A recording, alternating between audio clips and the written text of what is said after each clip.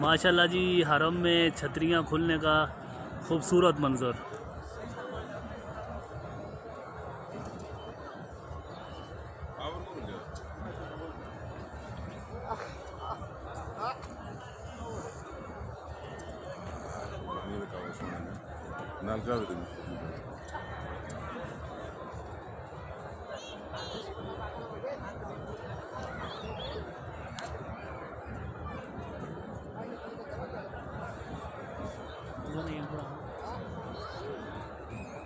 रोज शुरू को बंद करते मैं खोल दूँ टाइम चेंज हो गया।